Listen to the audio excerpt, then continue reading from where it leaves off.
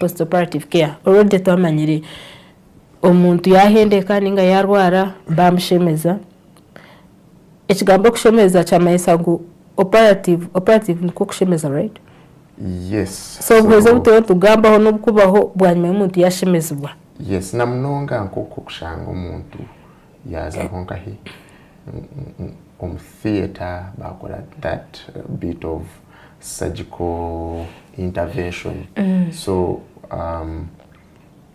kutugamba nka kuhendeka abantu bingi obundi warebereho omuntu ahendekere obundi no basa kuboryokwe kandi oriyo wenyine wahendekereho namunonga okugezaho obuhendekere basa kwijo mu bicoeka bitari bimwe na bimwe by'omubiri nigabasa kuba amagufa igufa rihendeke so abo kuba rishemeye kuba ricumwe konkana ribasa kutunga muki obuhendeke hagati aho omurujungu ejejo ntubantu jeta a false joint ninga pseudo joint abo kuba nchimanyisa hata naho hatandika gukora nk'enkokoro kuyakubene yakora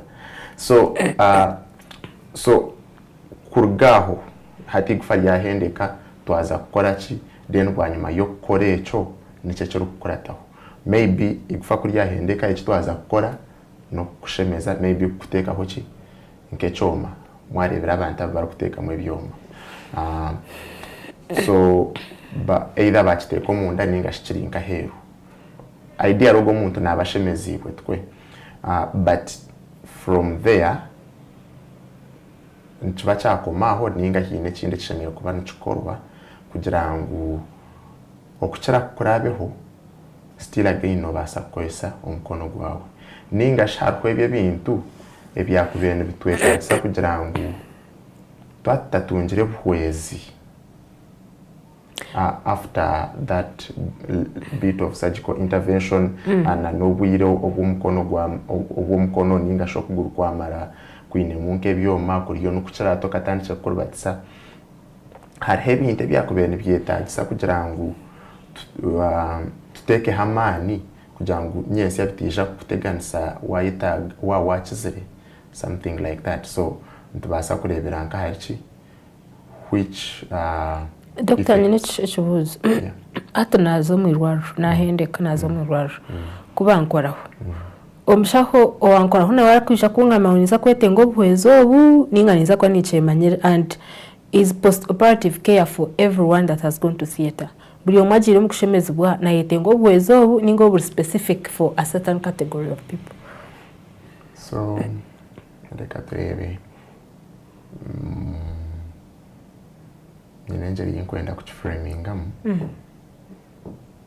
buriya yagere njara nahitenga kuri so nubwo mbazi gwacu so hariho usually nanka ni phases ezokurabamo weza kushemezibwa katugire ngo waheza kuhendeka okay yes katugire ngo waheza kuhendeka hariho phases ezoshemye kuba norabamo kuko turiyo tugira ngo no basa kwetaga so hariho several managements ezibari kuba bakora namunonga wabohereze kuhendeka abamwe tuba kubashemeza no babasa kubateka mu nkaki mwarebera bari kuteka mu ebisimenti abari kuteka ebisimenti mbaba tamshemize pase no babasa kwija no bananka no batereza amagufago no bagari aligninga ninga no bagato mu mwanya gwago and then no bamuteka mu ebisimenti kugira ngo kikwateri gufara koreki rugumo mu mwanya gwaryo ogwe nawe ntaza kwetaga continuous care even baheza kumuteka muki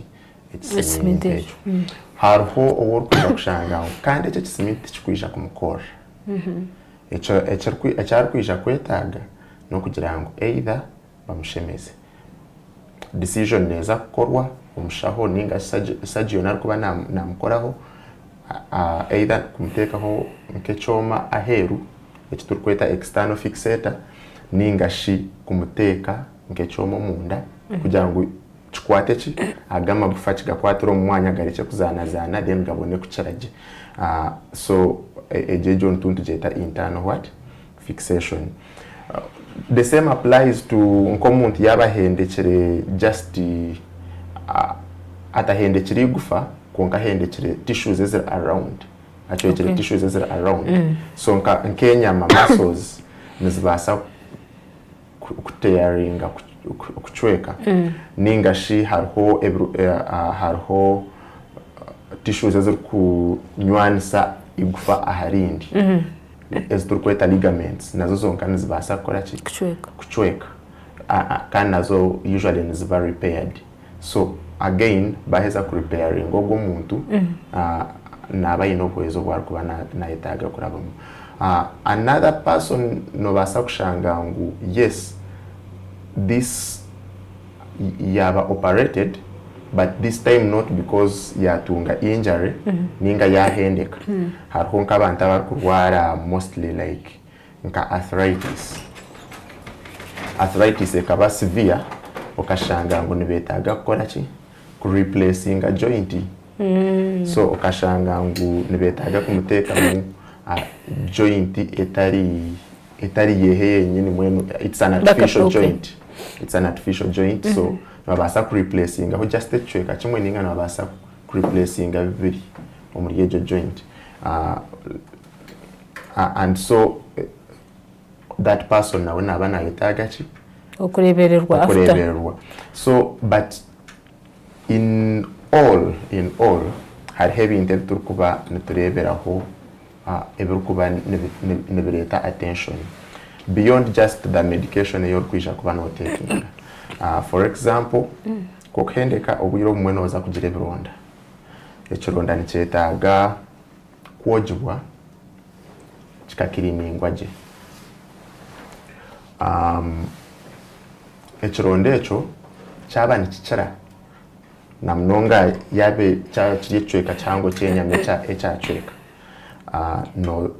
nogira enkojo ejo neteganisa okubura kuba nokora ki nokora emirimo yawe in omusaide yitu hati nkanye in physiotherapy so nibaza kuba nibacleaninga the wound konka I am concerned with age wound ekironda kyaba nikikira kitakakora ekikojo ekirikukuremesa kukora ki kukozesa ebicweka byawe byomubiri byawe konka kino nyenda kwetegereza no kugira ngu nyoko murwire ninyenda kukimanya ningomeshaho nwakumbabura how do I know that I need this care abo kwa bantu babashimize bata so ideally omushaho akabe nakimanya akigambira but there are in times whereby omushaho takwisha akigambira konka it is still essential because in my personal experience nimbasa kwa meeting nshangireho abantu abamazire nk'emyezi nk'eshatu n'etaano not worked on tubaragireyo tubarakimanyire ubundi bija bakimanya later konka haruna naba bakimanyire bakabura kukizamu ningashi bakakitina people noreba omuntu kwakutunga such case oburwiro buhango nebeta age case oburwiro buhango nukukuriyo kahaza omutima kutina and no habuzo kuba no bw'umushonda n'eshonda no basa kuremesa omuntu kutunga nakani keyankeje so ideally omuntu ari kuturebeze sha no kumanyangu echechweka kuchiku a situation kwe kubaho bantu mtheater banshemeza there is more care eyindi kuba ninyetaga maybe ntwi omisha ho ntwijagambaho importance yayo na why it is why it should actually be done. Nyenda kubuza But nyenda kubuza nyenda kubuza ko bimanyiso nkoko wagamba omwumishaho nabasa kugamba nimbasa kuzoma irwaro ubundi ehita abante mwechoma whatever ninganye ekironda koko wagamba koka habro wampabura in the right direction so nyina ndi omuka nchecheme kundabura kugira ngo koka kanze kuronda abashaho aba bampwere ubundi maybe I'm not healing properly okudio ninchira tuko haronko moto kwa kwasa kuchimanya yaba ari omukoko. The simplest answer yindi kwija kuhereza no kugira okuba oli muri ejo situation then seeking a help because buli omwe naaba ine different needs ebintu ebyakwetaaga nibiba totally different gezaho omuntu akatungaho nka stroke yashanyara orubaju rumwe ruri weak konka hato side bene stabilizing niyehendekere the care that person needs the interventions nakibyona nibasa kuhinduka ha muntu ari okay on both sides but with just an injury. So but in all there is some level of care that you're going her whole level ya care yokwisha kwetenga nko muntu atungire kizibu ekyo nubwo akohendekera kara by the way nikabasa kuberako yes so no basa kareba nakantu kache konka nikabasa kuberako and if you wabo tatungire bahauzi ninga shop kwezi bwenyini no basa kushanga kemirimo yawe yaba stagnant. So nicho kumanyangu hariho obwezi obukuba nibwetagisa kwongerwaho and then kuburonda noburonda nkahi so omushaho ounareba nabasa kugira ngo noza kwetaga kuza physiotherapy nabasa kutakongereraho kintu cyona kurengaho ninga nabasa kugambira biki bimwe biwakubasa ku expectinga wazayo now decision neberi yo murwire at that point abo kanje kinagambira buri kugira ngo omwe umuntu nibacumugambira kitina so nibabasa kumugira ngo noza kuzo physiotherapy abuze physiotherapy neki ati noza kureba exercise nyona no hende kibwanje tukwatagana naki na exercise but yagambira nke exercise because nicho kigambo cyangu cyakubasa kushobora mu physiotherapy. However nahaba hariyo a whole lot of package yo kuba notunga in terms of care. Okay, yeah. So wenda kushobora package ejo ermuki usually abantu abokwisha bakwetenga physiotherapy ninga bakwetenga this post operative care no mugira gukora ki, like what do you do? Okay, so firstly neza gamba nka complications za injuries za kubasa kubaho hariho complications za kubasa kubaho there and then ezimwe zibasa kwa managed medically and ezindi zibasa kwa intervened with physiotherapy kandi obundi no basa kushanga ngu all teams nisikwatagana kugira ngo zirwane sechi ezo complications echo kubanza hariho ekibar kweta compartment syndrome. Compartment syndrome nokushanga just watunga a lot of pressure build up when pressure ya katugire ngo nahendeka nko kuguru haza enyameza za pressure nyingi kuzaza mojo pressure nyingi when ndinka yahaga munonga and so echo nikibasa gukora ki kuteganisa engeri yeshagamiye kuba netambura ningashi na nerves zawe kuzikuba nizikora which can impact echo kubasa kuteganisa na healing later on. So that one can be managed but most of the times medically.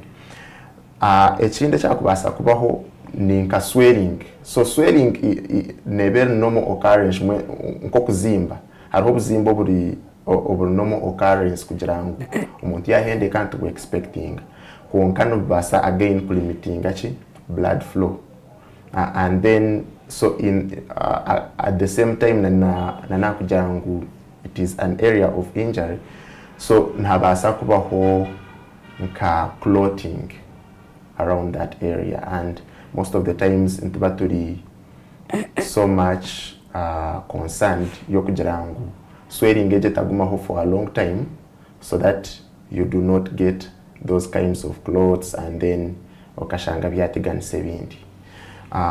Another thing ekyakubasa kubaho in those instances nokugira ngo now this one is so much on my side and it is not a complication but nekintu ekyakubasa kubaho in times so nka watunga injury but even after surgery ochine a lot of pain. Now positioning, how you position your areas, how you handle those areas never affecting what the injury itself. So and then kutukubantureba of course complications ezindi turi concerned about nzibasa kwijaho later, for example nka stiffness ya joints ninga shock gangara o gangara o kokota maybe, but okashanga ngu omuntu yabe nabasa kuhinya nkokuju takubasa kuhinya something like that. Abamweno babasa kushanga ngu because of the nature of their injuries nabaza kwetaga having a long bed rest. That long bed rest never associated na pressure sores ninga shi bed sores whatever abantu abari ku developing everyone because of just being omwanya ogwe. So in that instance no intervening gota ninga iwo muntu aryokwe no chimanyango nchibasa kubaho baba tachigambire things like that. And how do you go about it? Because either when obasa kukora interventions konkoshange ngu still ekizibekyo nchibasa kuba chine chance impango yokubaho. How do you limit it? And then so harhona other things, but like inka za malunion no kugira ngu igufariya tria kwatanaje nchibasa kuruga one kugira ngu mukateganisa enjeri yiri abiri stabilized ningashi tumurakozere the first initial stabilization. Secondly, nabasa kwa watoto non-union kugira ngu for example kama gufankago yes gashemeye kubana gakwatana konka okumarakira ko abano expecting ngu gakabe gakwatine ukashanga tine chajiro hariho some of those kinds of things. Now those ones as we give care, usually it is a team. Now nyonka physiotherapist, I am there now to identify some of those complications nkakalatinga to do a quick review, a quick revisit, because hariho cases ezimwe zinta kuija kukoraho, because if I find a non-union tinkuija kwata nseri gufa, maybe you need to see an orthopedic surgeon again.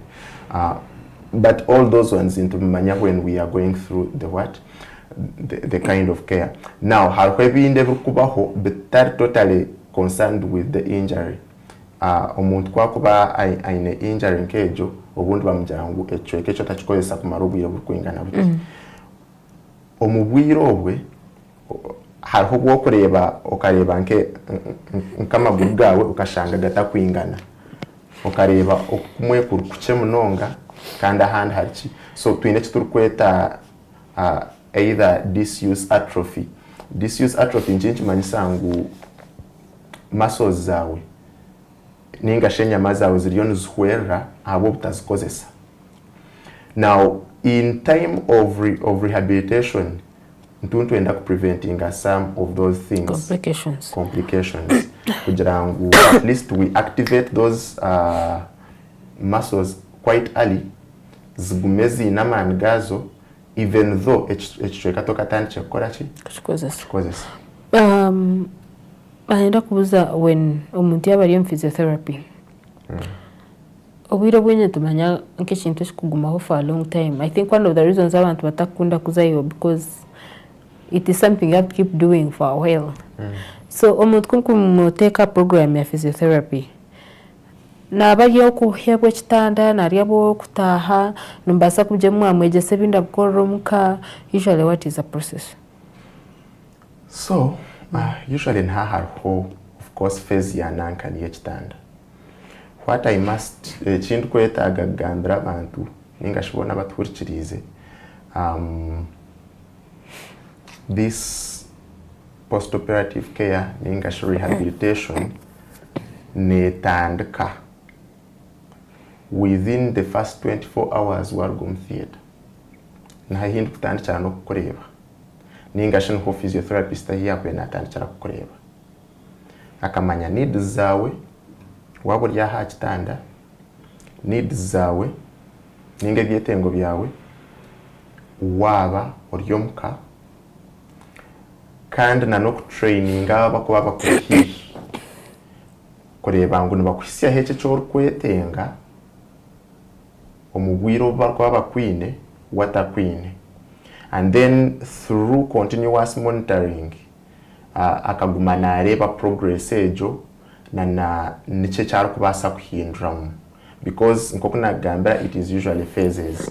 So harhakira ke kitanda ako naza kwijana kureba but always no kwatanisana n'abarukuba nabarebe romurwire hamwe na no murwire wenyine ari ebinte mu byo instructing omurwire kagirangu gumana okorechi just in case just the same way nkokuba kuhereza nkebujuma bakagirangu irokomerebi kumara weeks ziti so nanye nimbasa kugirangu gumana okorechi kumara weeks ezibiri ninza kwija ninchigarkamo ningashi ninkore kindi but iwe gumiza muno okorechi kumara age time then nanimwe abarukurebera mu rwire mugume no mukorechi for this long, and then as we move on to mantreba where to change. So the very first phase in kwenda gamba usually yargom theater kunu at the back of my mind har home brain iburiyo adjusting yendo kurebera also har that part of the like inflammatory phase aho kushanga umuntu azimbere nahura a lot of pain obundi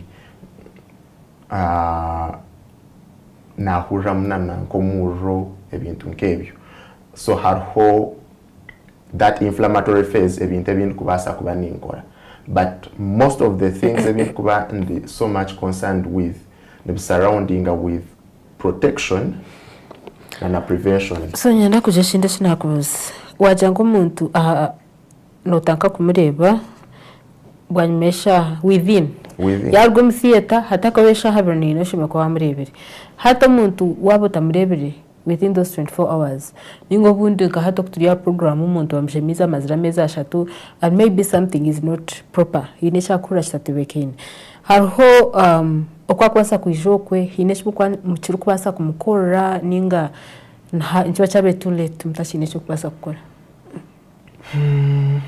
So nha harho always things ever kubasa kunanga as I say harho of course noreba ntubantu jirangu echeche nchibasa kubaho but those things are not usually like 100%.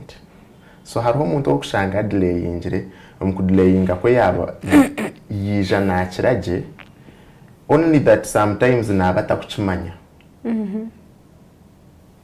Yes, there are sometimes okushanga ngu it takes just you seeing kureba the physiotherapist okabona ku discovering the potential yoyine at that stage yoyine eyoro konka harho okushanga ngu hinabine mu complications konka start permanent at that zero reversible.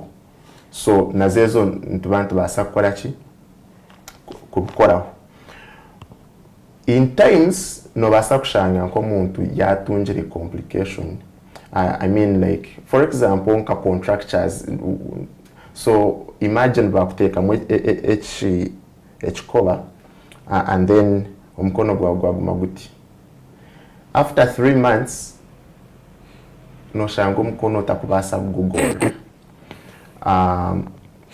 Two things can happen. Harho kushanga ngu yes omkono gukozireki gukokosere mnonga and then no yetaga first of all maybe kureba nka surgeon akakora like tendon release kugira ngo releasing omkono gubase koraki but other times harho kushanga ngu through progressive stretching no basa koraki no basa gunanura. So but those decisions is korwa waheza kureba ki omushaho something like that. Yeah. So kumukora mukora physiotherapy or wajati it's not just exercise. So timamba mwine counseling, mwine munga nutrition. And usually when you're doing physiotherapy, what are you working with? Is it just the bone? Mukora ni gufa? Because nkoku agamba umuntu bakatuje mukono gwe na kokota. Koka kuna kuba nkoku atwegesa hano aha TV nchiba nagiziro obufuta kaja tomshaka kaja mukono gwasa kokota ati nyonchita kagumanye kore exercise. Must it be guided? Can I do it at home? Omuntu asako kore exercise ko kubyeta at home ninga note kwa kuba inomuntu ari umuntu nabasa kubikora kikantandikane na necho umuntu nabasa kubikora ekintu kubasa gukora nkanye no guiding umuntu kureba ngo ecyariyo nakora nakikora je ngo kucishemerire niza kwereza example cyurungi n'abantu abariyo no baturebeze sha hariho bwo kubasa kushanga ngo no yetaga kwegororo. Okay. Konko kashanga umuntu nagira ati biatana no na skati ejo pool neja kunahibega most of the times ko kuboine namnonga hati nkaba kushanga bine muzana damages na nibega week nodabasa konyoka. Most of the times ko kushanga ngu those injuries zirinkaha you might do something that is different ninga shiwo chonko chikore chukushasha because you are doing it in a different way. And then ochitino jirengwa ibintu bizakora chi because the biggest aspect erkwijana no busasi ni fear and anxiety ebyo bintu bibiri okutina. So nkoko about counseling in fears is to erasing at every stage. Umuntu naza kujya direct nimbasa kuchikora and by the end of the session nimbasa kuchikora.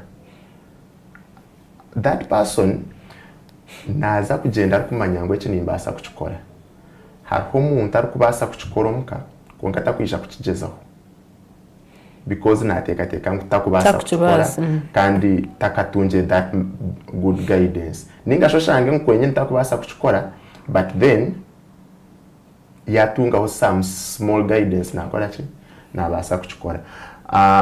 And then hariho other things wambuza ngo no banokorana namagufa na nachi literally and generally nimba ninkorana nebichweka byona. What so wahende ko kuguru for example bakushemeza some things ebindi yo nindeba noza kurota motanka hi aho kweyambira noza kunabota and then noza kutambrota.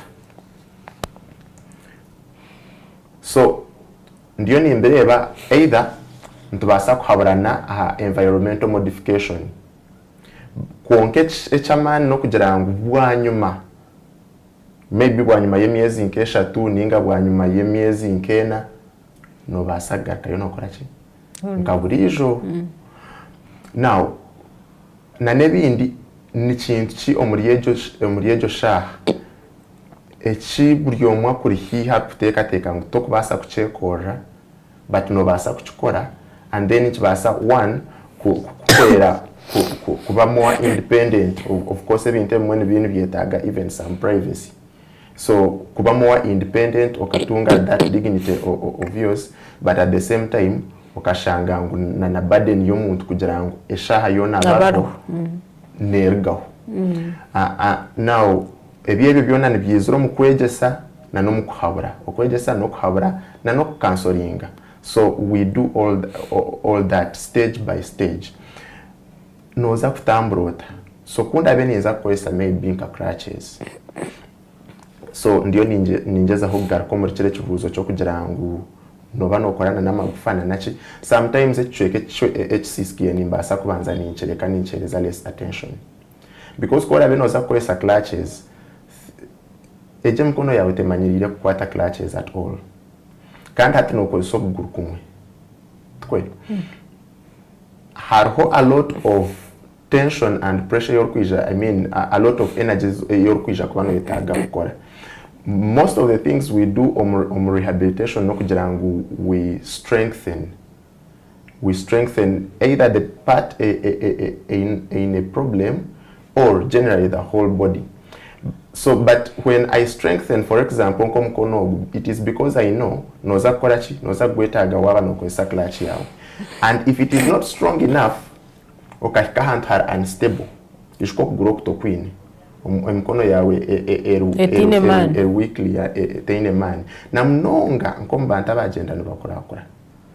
Tukwe. Clutch no jumhereza no mureba ngo ariyo na struggling akukorachi kujikozesa. So instead of focusing here, no focusing or in the meantime, ejemieze shatu okoguru nukukuba kuriyo nukuchera kunkanaza kuba na agenda.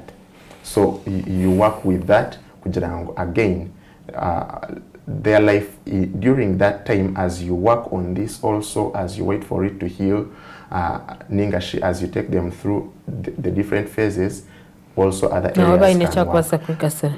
Otakanshazireho niza kworekayo na n'ekindi kintu. For example, because najya mutujya TV niza kubahereza examples. So omuntu nabasa kuhendeka omukono. And then being able gukozesa to do something. So nko grazinga noza kushanga just najarati. Nakozesa this area other than the arm itself. That person over time nabasa kuhinduka mwati.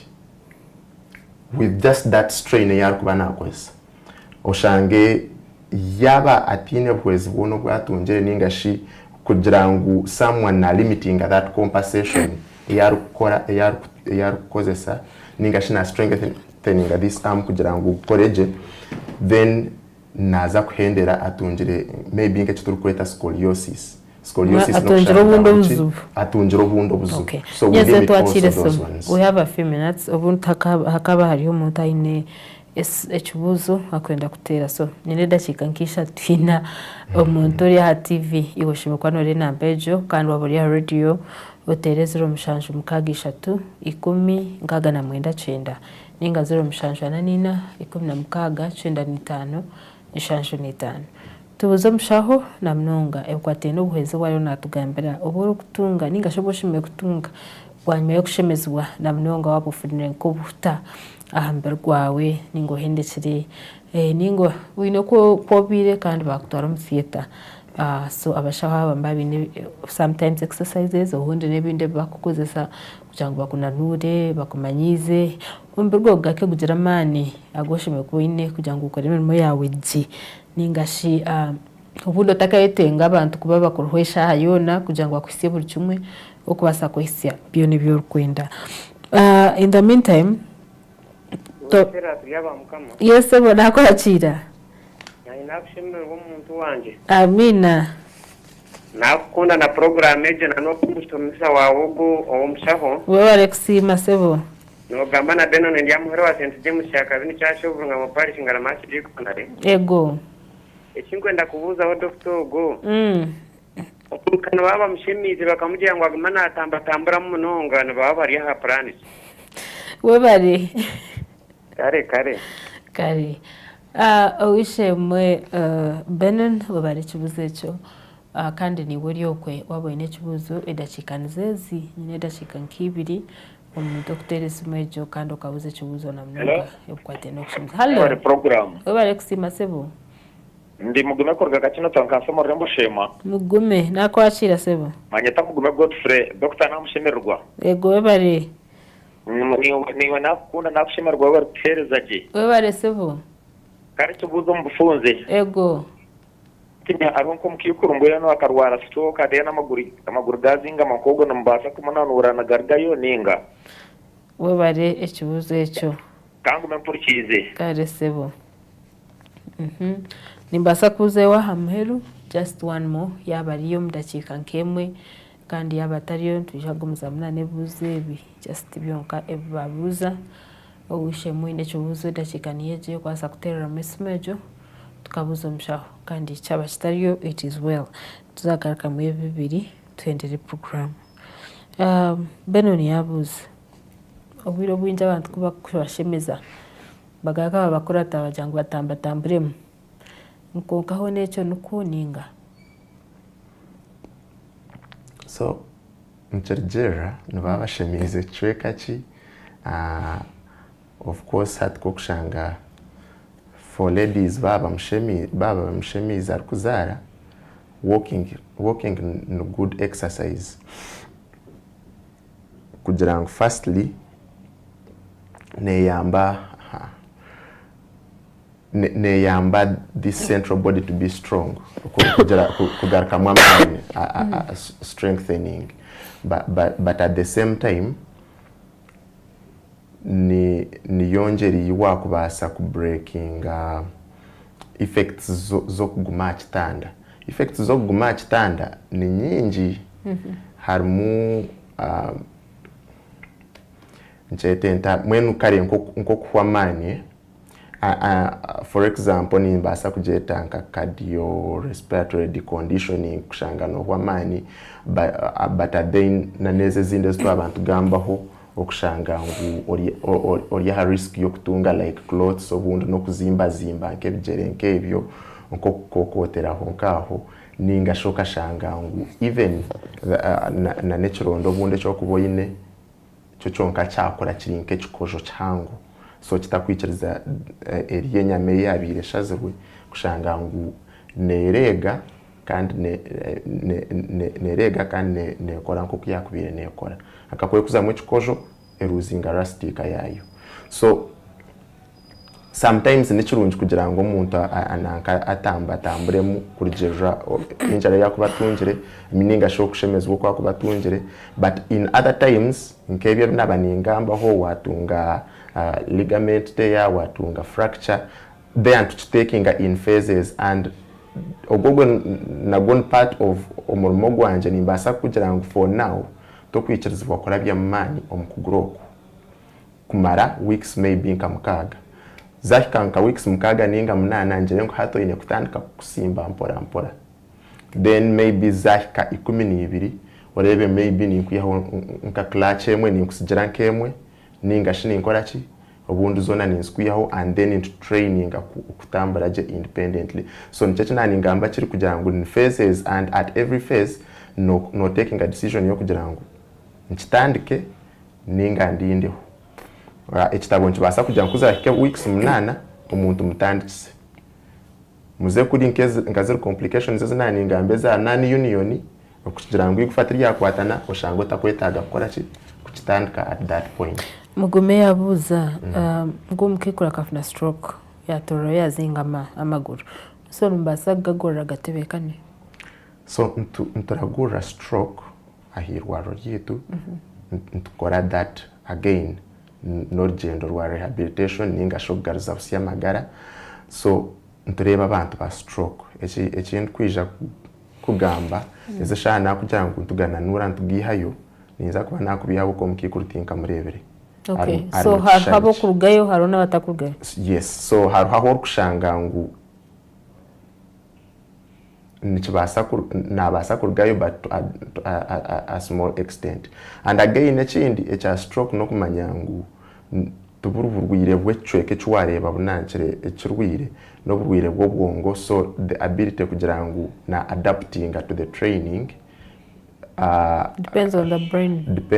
Like no burwire bwo bwongo so no kushanga ngo kuba targeting these trainings nabasa kutunga enough stimulation kugira ngo ebicweke ebyo nabasa gukora but right now nkeze sha ekintu kuza kuhereza umwami no mugume. Yes, Godfrey. Mugume Godfrey no kugira ngo nturagura stroke but ntwetaga kubanza twashwiza mu rwirogwe twamanya nice cyari kubasa kwikaho tukacumuhereza then nice kinde cyakubasa gukora. Okay, ho baramushaho Brian niza kushaba otena mbese mahari yogo wakwasa kwenda kwishikirira tendere program. Okay, so enamba yesimu ni 0 05 8 11 26 0 05 8 11 26 na 0 8 3 0 8 1 nshanju ni 5 nkaga ni 3 ashatu na mushanju babari kandi nyina masikungu umuntu wena kwa kuba ubundi wasigara wine cubuzo enambeje wagiteraho mushaho nabasa kwera muganire bikurenga hariye ahandi no kwasiba kunda program TV Amagara kandi no kucegita hotosha urukwanza kusura katano shasha zachiro repeat orwa kabiri okusura katano shaina eza kashesh program nero na YouTube no basa kujironda yokwe for repetition or even sharing n'abandi nabo bakega iyo twantwegeza ahandi no kwendeza weekend nunji kwendeza kurara kurunji mukama witabarinde